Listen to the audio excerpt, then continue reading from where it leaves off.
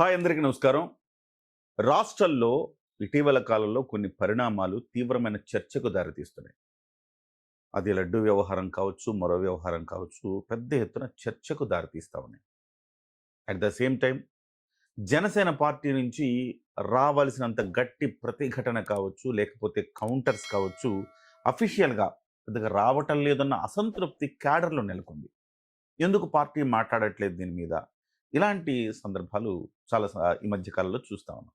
అయితే ఈ అంశాలపై మాట్లాడటానికి మనతో పాటుగా Janasena party senior leader, TIDCO chairman, అలాగే జనసేన పార్టీ కాన్ఫ్లిక్ట్ కమిటీ వ్యవహారాల చైర్మన్ అజయ్ కుమార్ వేములపాటి గారు ప్రస్తుతం ఉన్నారు. ఆయనతో మాట్లాడదాం. తాజాగా గత వారం రోజులుగా జనసేన పార్టీకి సంబంధించిన ఎమ్మెల్యే మీద అనేక రకాల ఆరోపణలు, కొన్ని వీడియోలు, ఒక జుగుప్స కలిగించే అంశాలు బయటకు వస్తూ ఉన్నాయి.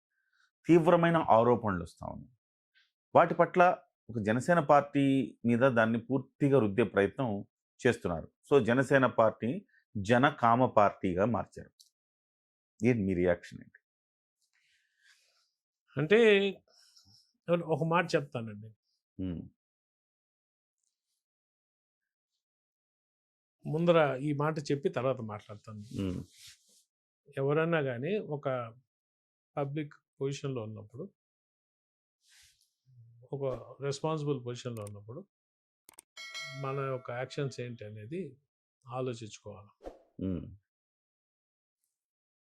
జాగ్రత్త పడాలి. ఈ మాట అంటే అందరు ఏమంటారంటే జాగ్రత్త అంటే ఏంది అని.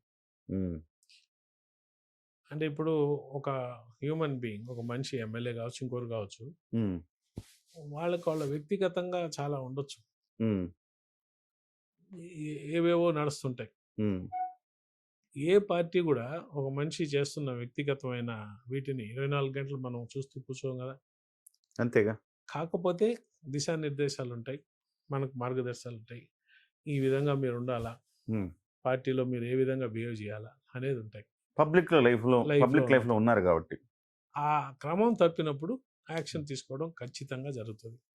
మీరు చూడండి, ఇప్పటి వరకు ఎప్పుడన్నా కానీ జనసేన పార్టీలో ఏ వ్యక్తి మీదైనా ఆరోపణ వచ్చినప్పుడు ఈ ఆరోపణలోని నిజాలు తేలేంత వరకు మీరు పార్టీకి దూరంగా ఉండని చెప్పడం జరుగుతుంది. ఈ స్టాండ్ చాలా కరెక్ట్ స్టాండ్.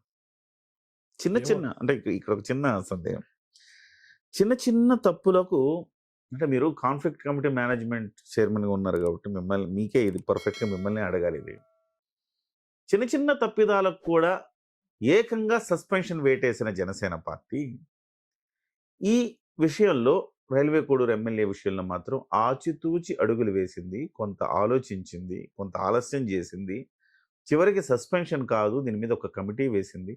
బహిరంగంగా వీడియోలు కనపడుతున్నప్పటికీ, ఒక అమ్మాయి బహిరంగంగా వచ్చి ఆరోపణలు చేస్తున్నప్పటికీ ఎక్కడో కొంత రాజీ ధోరణి కనబడతా ఉందా? ఎక్కడో కొంత స్లోగా ఉన్నారు. ఇప్పుడు మీకు ఈయన డాన్స్ మాస్టర్, కొరియోగ్రాఫర్ విషయంలో, జానీ మాస్టర్ విషయంలో ఎఫ్ఐఆర్ నమోదైందని చెప్పి ఇమ్మీడియట్గా సస్పెండ్ చేశారు, పార్టీ నుంచి దూరంగా ఉండమన్నారు. కానీ అదే సమయంలో అలాంటి యాక్షన్ ఇతని మీద ఎందుకు తీసుకోలేదని కొంతమంది ప్రశ్నిస్తున్నారు. వాళ్ళకి ఏం చెప్తారు? జానీ మాస్టర్ విషయంలో కూడా పార్టీ నుంచి దూరంగానే ఉండమని చెప్పాం. అవును, ఇమ్మీడియట్ యాక్షన్ తీసుకున్నారు. సస్పెండ్ అనే వర్డ్ వాడాల. అంటే మీరు ఒకటి ఆలోచించండి, ఇక్కడ జానీ మాస్టర్ మీద ఎఫ్ఐఆర్ నమోదైంది ఒక సీరియస్ సెక్షన్స్ కింద. ఓకే, ఇమ్మీడియట్గా దాని మీద మనం యాక్షన్ తీసుకోగలిగాం. ఇంకోరి మీద కూడా ఏదన్నా ఇటు వస్తే యాక్షన్ తీసుకుందాం మనం. ఎప్పుడన్నా కానీ వాళ్ళ మీద ఏదన్నా ఎఫ్ఐఆర్లు లేకపోతే ఇట్లా సీరియస్గా ఏదన్నా అయితే సస్పెండ్ చేయడమో, ఎక్స్పెల్ చేయడమో, లేదు పార్టీ నుంచి దూరంగా ఉండడం అనేది జరిగినాయి. అయితే పార్టీ క్రమంలో చాలా మనం నేర్చుకుంటున్నాం కూడా. క్రిటిసిజం, మనం ఏదైనా ఒక యాక్షన్ తీసుకున్నప్పుడు క్రిటిసిజం చాలా వచ్చినాయి కొన్నిసార్లు. మనం లోపల అంతర్మదనం చేసుకోవడం, ఇంట్రాస్పెక్షన్ చేసుకొని ఎట్లా చేస్తే బాగుంటుంది, ఏది చేస్తే బాగుంటుంది. సో ఈ విషయంలో కూడా మనం ఏమి యాక్షన్ తీసుకోకుండా ఏం లేవు. ఇంకోటి మనం గమనించాల్సింది ఏంటంటే, సాక్షి పత్రిక ఏం రాసిందో, ఇంకోళ్ళు ఏం రాశారో అనేది అట్లా పక్కకు పెట్టి, నిజమే ఒక మహిళ వచ్చి ఒక ఆరోపణ చేసింది. కానీ ఆ మహిళ ఇది ఏకపక్షమా లేకపోతే రెండు పక్షాల నుంచి ఉండేనా అని చూసినప్పుడు రకరకాల స్టోరీలు కూడా బయటకు వస్తున్నాయి. వాళ్ళిద్దరి మధ్య సంభాషణ ఇంకోటి చాలా. సో నిజ నిజాలు తేల్చాల్సిన అవసరం ఉన్నది. ఇందులో ఏం జరిగింది, తప్పు లేదు ఆయన అని అంట్లా. మేము ఫస్ట్ ఆఫ్ ఆల్ మీరు ఒక రెస్పాన్సిబుల్ పొజిషన్లో ఉన్నప్పుడు ఇటువంటి చేయడం తప్పు అని మేము అన్ని నిజాలు తేల్చేంత వరకు మీరు పార్టీకి దూరంగా ఉండండి అని చెప్పేసాం. చెప్పిన తర్వాత ఇప్పుడు ఏంటంటే డీప్గా ఒకసారి చదివి ఏం జరిగింది. ఇప్పుడు హనీ ట్రాప్ అనే వర్డ్ ఉంది. ఈ హనీ ట్రాప్ అనేది వాడారా, పొలిటికల్ కాన్స్పిరసీ ఏమైనా ఉందా, ఓకే, ఎందుకు జరిగింది, ఇవి కూడా తెలుసుకోవాల్సిన అవసరం ఉంది. అటువంటి విషయాలు కూడా బయట పెట్టాల్సిన అవసరం ఉంది. తర్వాత అన్నీ తెలిసిన తర్వాత ఏ చర్యలు కరెక్టో ఆ చర్యలు తీసుకుంటుంది పార్టీ. ఎవరిని ఉపేక్షించేది లేదు. ఓకే, సో దీని నుంచి మనం అందరం కూడా నేర్చుకోవాల్సింది ఏంటంటే ఎవరైతే ఒక ప్రజా జీవితంలో ఉన్నారో, అది కూడా ఒక రెస్పాన్సిబుల్ పొజిషన్లో ఉన్నారు, మీ వ్యక్తిగత విషయాలన్నా కానీ పార్టీకి భాగంగా ఉంటుంది కాబట్టి కొంచెం జాగ్రత్తగా ఉండమని చెప్తున్నాం మనం. రెండోది, ఏవైతే ఇవాళ మీరు అన్నారు కదా చెన్నకామ పార్టీ అది ఇదని, వాళ్ళని మనం ఖచ్చితంగా కూడా ఒకటి ప్రశ్నించాలి. అయ్యా మీరు చాలా శుద్ధపోస్తులు, చాలా మాట్లాడుతున్నారు. జనసేన పార్టీ తీసుకున్నట్టు యాక్షన్ మీరు ఎవరి మీద, మీ మీద అన్ని అలిగేషన్స్ వచ్చాయి కదా, మర్డర్ కేసులు, రేప్ కేసులు, రకరకాల అలిగేషన్స్, సెక్షువల్ మాలిస్టేషన్ అన్నీ వచ్చినాయి. మీ ఎవరి మీద, మీ యొక్క ఎమ్మెల్యేలు, ఎంపీలు వాళ్ళ మీద ఏ ఒక్క దాంట్లో మీరు వాళ్ళని యాక్షన్ తీసుకున్నామని చూపి జనసేన పార్టీ యాక్షన్ తీసుకుంటున్నది. Okay, there is a big difference. మౌలికమైన అక్కడ ఉంది.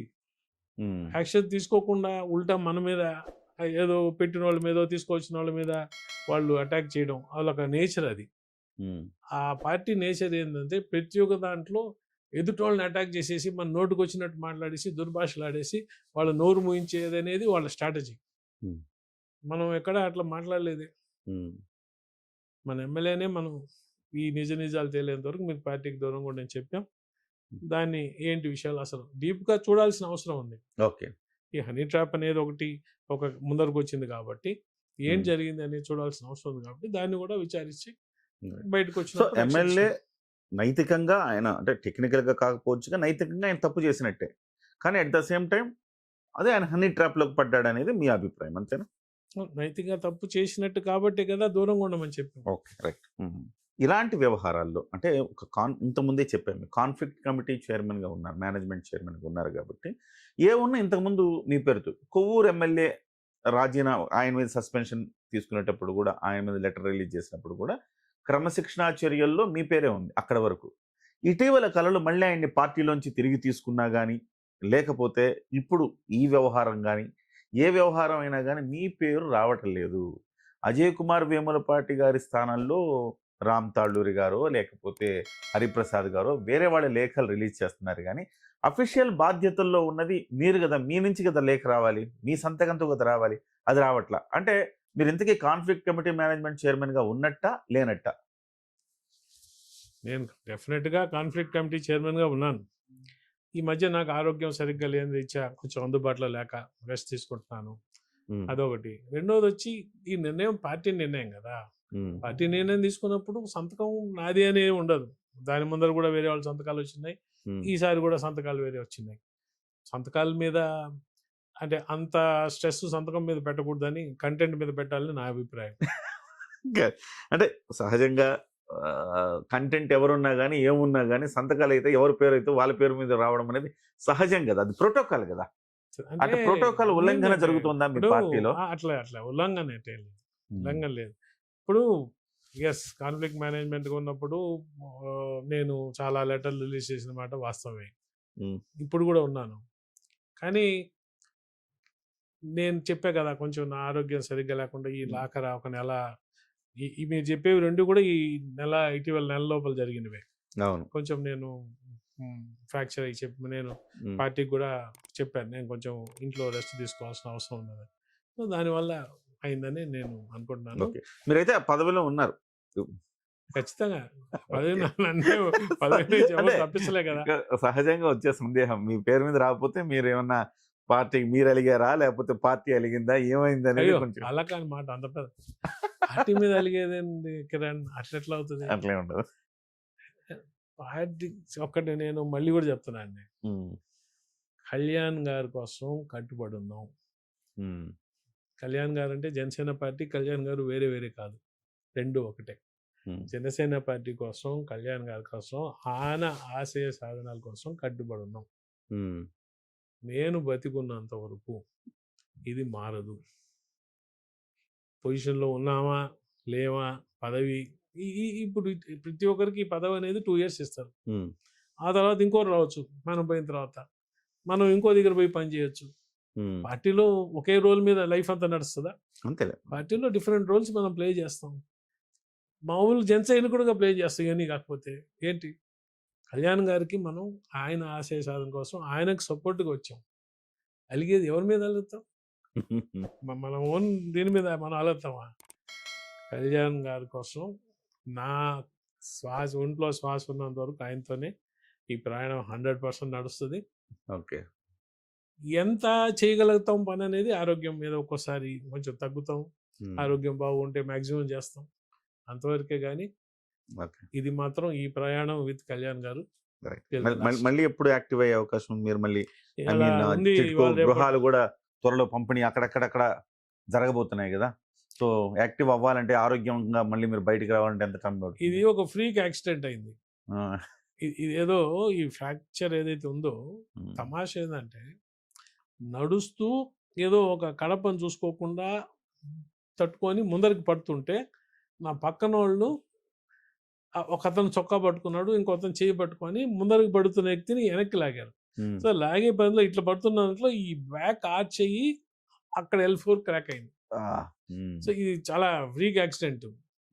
మనం ఏం చేయలేము, మనం జాగ్రత్తలు తీసుకునేం కాదు. బట్ ఎస్, తొందరలోనే రికవర్ అయ్యి అతి తొందరలో back to party work. And TIDCO ముఖ్యంగా ఏదైతే మనకు ఒక బాధ్యత ఇచ్చారో టిడ్కో చైర్మన్గా, ఆ బాధ్యతని నెరవేర్చి మనం బాగా చేస్తే స్టేట్ గవర్నమెంట్కి మంచి పేరు వస్తుంది, కూటమి ప్రభుత్వానికి మంచి పేరు వస్తుంది, ముఖ్యంగా జనసేన పార్టీకి. ఎందుకంటే I represent Janasena party. Okay. So ఖచ్చితంగా చేస్తాం.